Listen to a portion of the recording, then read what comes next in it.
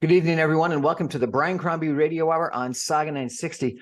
A gentleman I've run into, Anthony Florendo. He is a Rotarian at the Rotary Club of Toronto West. He's been very critically important and involved in the community. Had a terrible experience recently, an unfortunate experience of being hit by a car while crossing the pedestrian lane on a wheelchair. And it had a profound impact on him, and he's decided to launch a not-for-profit organization on issues regarding vehicle safety and pedestrian safety. Anthony Florendo, welcome to the show, sir. Thank you very much, Brian. So tell me if you could, what exactly happened? Yes. I am mostly confined to my wheelchair because I have a disease called ankylosing spondylitis, wherein my spine from my tailbone to my neck are fused together. Like if you can see, I'm not moving my body too well. So walking is difficult for me. So I'm in a wheelchair, and I was crossing. I was going to take my dog for a walk. So I was crossing the pedestrian lane from Park Lawn, where my condo is, to Lakeshore to Humber Bay Shore Park. And while I was crossing on a green light, so I was a go.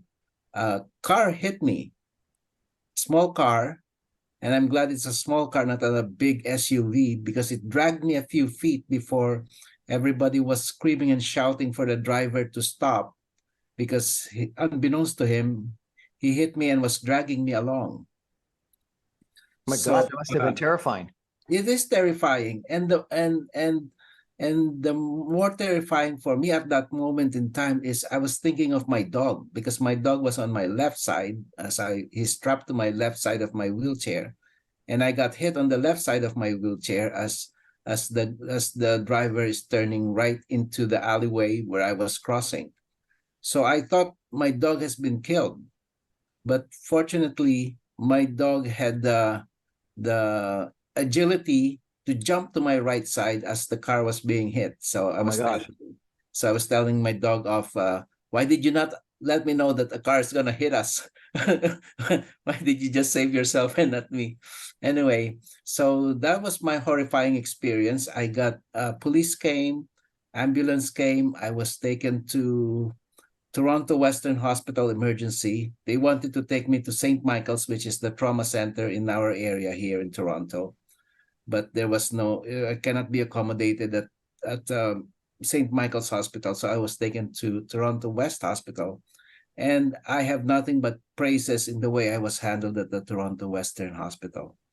But despite that, I had a lot of things that I wanted to see done to help improve the outcome of people who are hit, who are involved in motor vehicle accident, either as a pedestrian like myself or even as another driver. So that's the unfortunate thing. Unfortunately for me, my wife helped me in establishing the Canada Support for Motor Vehicle Accidents, which we registered in June 12 of this year. So it's a brand new not-for-profit organization, and I'd like to really thank you for giving me the opportunity to bring this awareness to your audience. Well, I think it's an important issue. Let's talk a little bit about what happened. Did the driver stop? When people were yelling at him to stop, he got off the vehicle. The first thing he said to me was, "Hey, you hit me." So that's the first thing that came out, the first words that came out of his mouth. He's an elderly driver. I must say he's pretty much nearing his 90s, if not in his 90s. He's very old.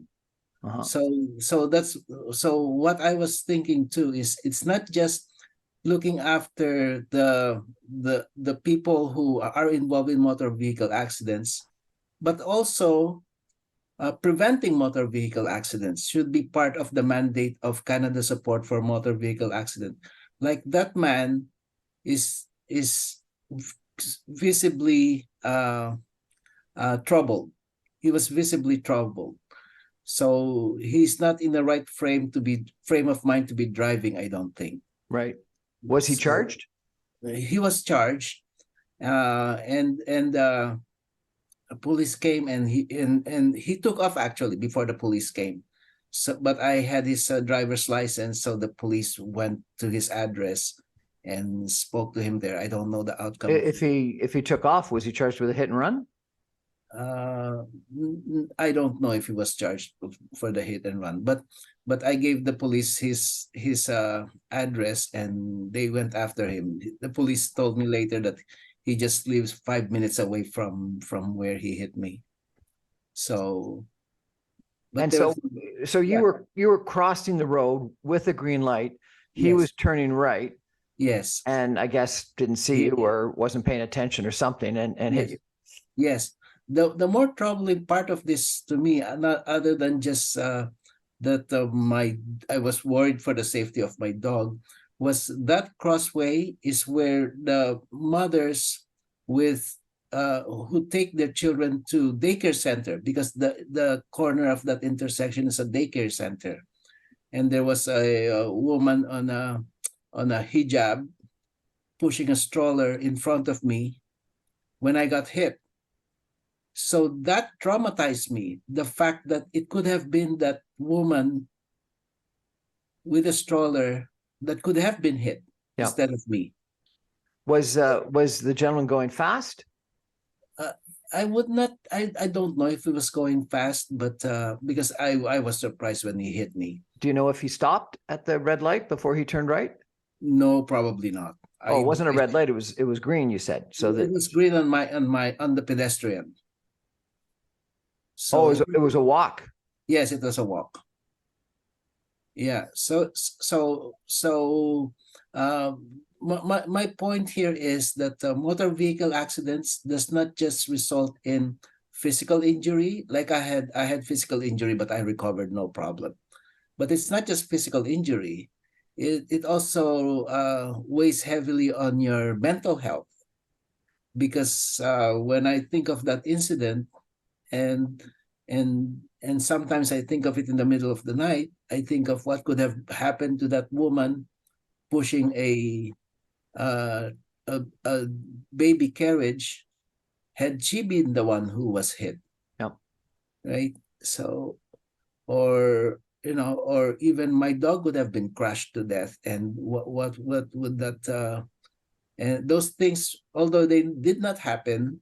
Well, and I'm not sure about your mobility, but if you had been toppled, would you be able to get back up on your own? No. Fortunately for me, I had a very heavy uh, wheelchair. It's a motorized wheelchair that's very heavy, and I had my seatbelt on. Had it not been for my seatbelt on, I would have flown out of my seat. Or had I been using a lighter wheelchair, I could have been toppled and under his wheels. But things work out for me. I'm very fortunate that I came out of it with scratches, and I got treated at Toronto Western Hospital. They gave me a tetanus shot. They gave me all the workout, x-rays, everything. Very beautifully managed by Toronto Western Hospital Emergency Department. At least that's good. You had a good experience with our healthcare system. Your not-for-profit, does it have a website? Not yet. I just got registered June 12th. I do have a 1-800 toll-free number. What is that? It's 1-833-24-CARE4. So we try to care for everybody 24 hours a day. So 1-833-24-CARE4. Sounds good. We're going to take a break for some messages and be back in just 2 minutes with Anthony Florendo, talking about motor vehicle accidents, pedestrian accidents, and a new not-for-profit that he's organized to try to assist that. Stay with us, everybody.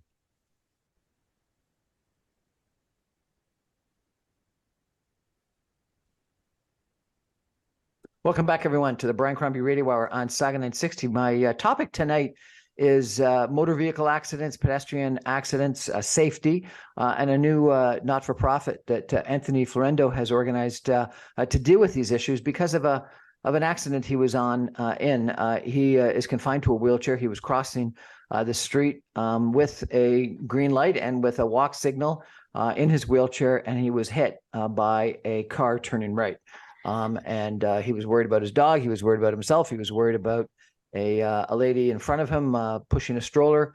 And Anthony, this is an experience that I think a lot of us have. I was in a motor vehicle accident just a few months ago, January to be exact, and I was not at fault. Someone came out in front of me out of nowhere, and I hit them into the pedestrian side. Both my car and their car were totaled. The seatbelts were critical. If I hadn't been wearing a seatbelt, I would have not been here today.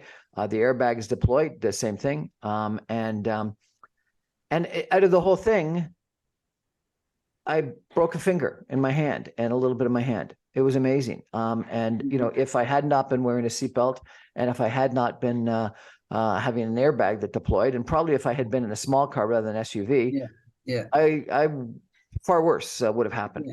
But the thing that bothered me the most, and that I have nightmares about still, is that I did hit the passenger door of this car that zoomed out from a store, a cannabis store, actually, in front of me, trying, I think, to beat me across to a gas station on the other side of the highway.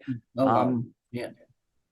And if there was a passenger in the passenger seat, I would have killed them.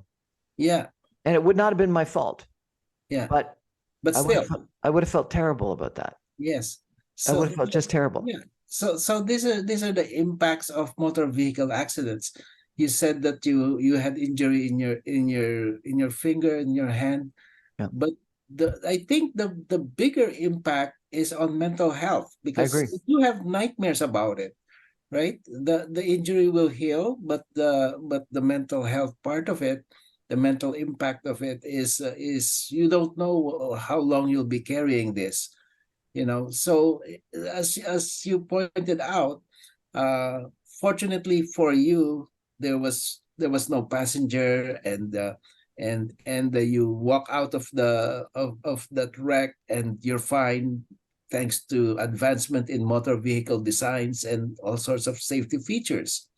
But having said that, we are still seeing an increase in motor vehicle accidents, even though we have a lot of safety features like the collision control and all that stuff. It still results in motor vehicle accidents, and it still takes a toll on people. Like I was involved in other motor vehicle accidents, but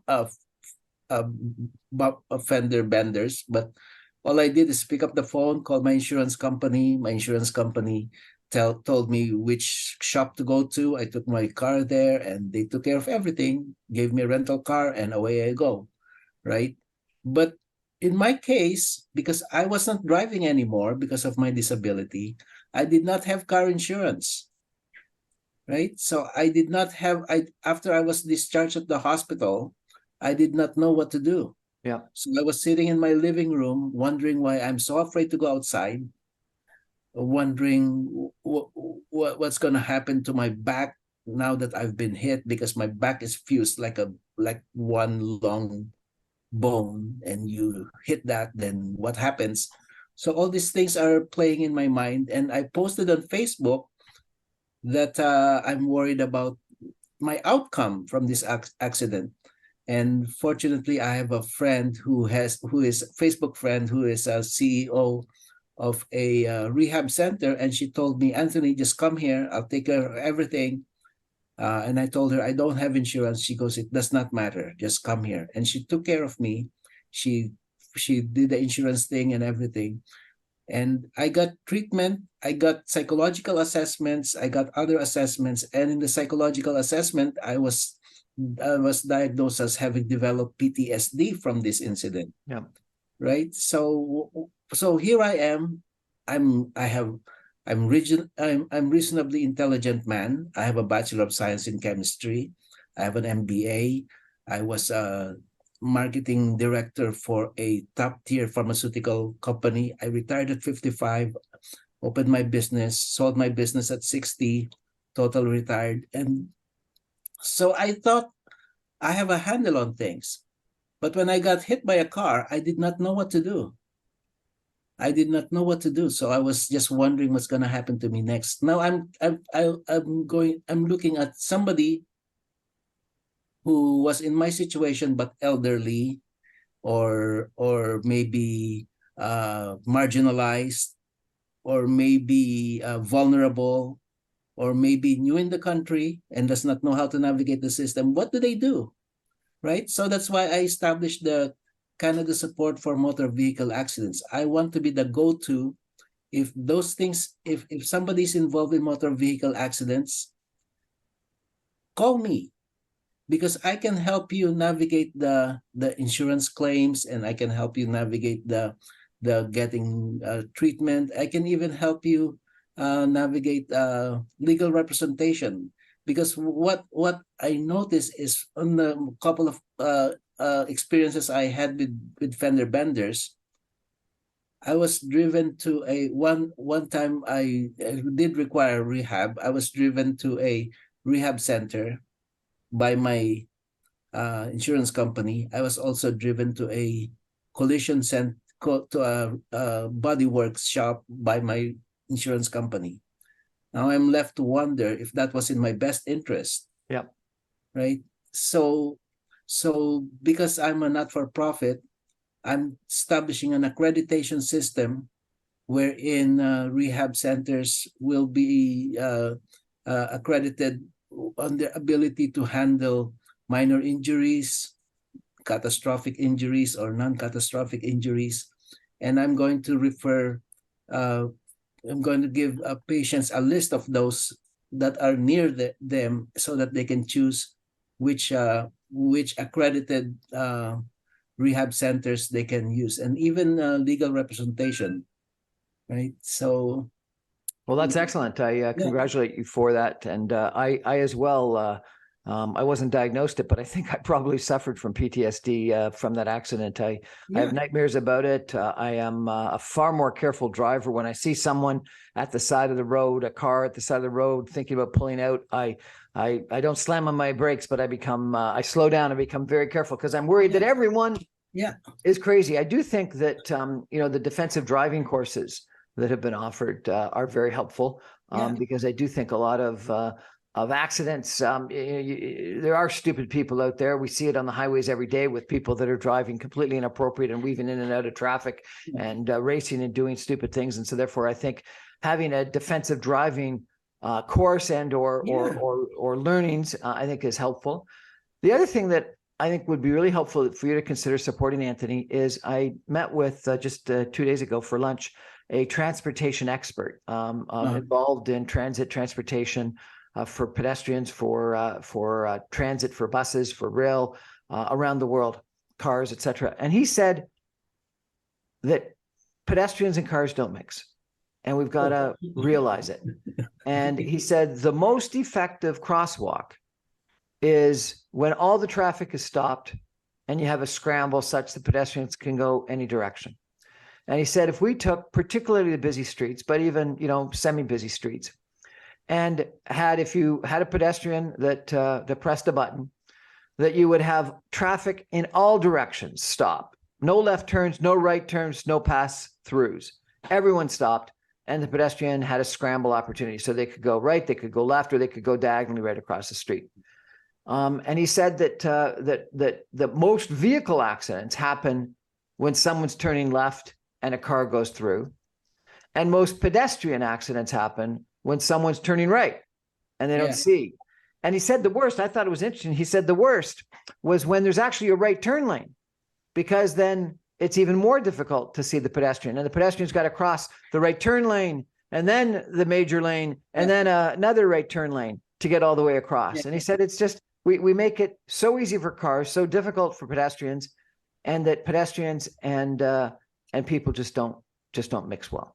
So I think that's something you might want to think about is lobbying for scramble crosswalks and complete stoppages of traffic at all directions. Yes, thank you. I'd like to make this holistic approach towards not just helping people involved in motor vehicle accidents, but preventing motor vehicle accidents to happen in the first place. Like maybe people are so distracted from driving, there's so many distractions. Maybe they're lacking sleep because of their lifestyle choices or whatever it is. Maybe they are agitated about something. These are things that can contribute to motor vehicle accidents. So if we can develop programs, for example, meditation, on how to center yourself and everything, that might help in that might transfer over in your awareness when you are driving, instead of being zoned out when you're driving Yeah, and no question. They not say aware, that right? the telephones are as distracting as being like really drunk. Yes, yes. And you see it all the time. Uber drivers are pressing and pressing buttons and this and that. They're distracted when they drive, Yeah. right? Let me So change topics for a second, Anthony, if I yes, could. Tell me yes, about please. accessibility. You've obviously lived with the Yes. challenge of accessibility. Where are we in Toronto in regards to accessibility, do you think? Oh, we have a long way to go, unfortunately. I see that there are attempts at making Toronto an accessible place, but we are so far still from what I call a gold standard, wherein a person on a wheelchair can be anywhere and have the same opportunity as somebody who has no disability. I'll give you a case in point. Uh, Buildings, right? Designed by architects, top minds in the industry, whatever. Government buildings even. When I push the button for the door to open, it opens towards me. I'm on a wheelchair. I push a button. It opens towards me. I have to back up really fast. I have to reverse really fast. Otherwise, I have the door in my face, Yeah. right? Did they figure that out? It's simple. Or you press a button, the door opens, and then the door closes right away, right? So now you have to speed up to beat the door, or the door hits you, and now you're stuck in the middle. Or even when I see this all the time because I take my dog for a walk. When sidewalks are being repaired, right? They allow for a little bit of foot traffic to come through, but I cannot come through that foot traffic because my footprint in a wheelchair is much wider. So now I'm in the grass, and now I'm trying to get out of to maneuver my way so that I can continue, or I will reverse myself and go back the other way, right? I don't think people think about this when they're doing road repairs, when they're designing buildings. So for example, this is funny. There's a station in Toronto wherein there's steps to get to the door, but the door is wheelchair accessible. How can you use that wheelchair accessible door if you can't if there's no ramp to get you To get there. inside the building, right? So best minds at work, and still they don't figure Still it haven't out figured it out. because they don't have. I think they don't consult with people on wheelchair Yeah, or probably. accessibility. They need to consult with people in wheelchair. They need to live in a wheelchair for a couple of days and wheel around and see their own challenges. Even in my own building, I live in a condo. When I press the button for the elevator, it opens. So we have five elevators. So you press a button, one door opens, and it's on the far right. Now you're rushing to beat that door before it closes, and you never can make it. It closes on you.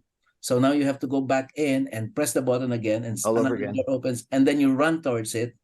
You rush to get to the door. Well, that's a simple fix that your So building company should be aware of to make it yes. stay open a little bit longer. So I petitioned the board, and you know what the board said?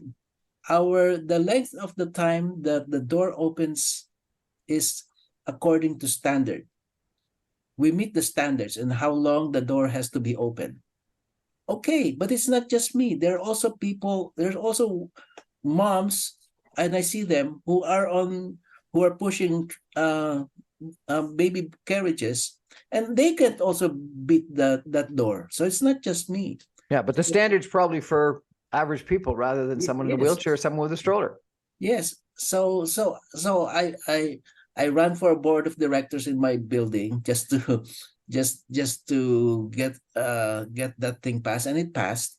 So now the doors stays open a little longer, and I can make it now. But The these are the problem, Anthony, challenges. though, is not everyone that is in your situation can run for a board of directors, and not everyone has a friend that runs a rehab, and not everyone can launch a not-for-profit.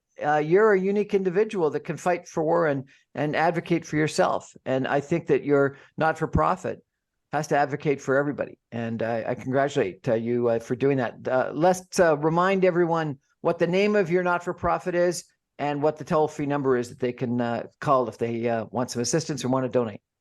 Thank you. It's the name of the organization is Canada Support for Motor Vehicle Accidents. It's a federally registered not-for-profit, and the toll-free number is 1-833-24-CARE4.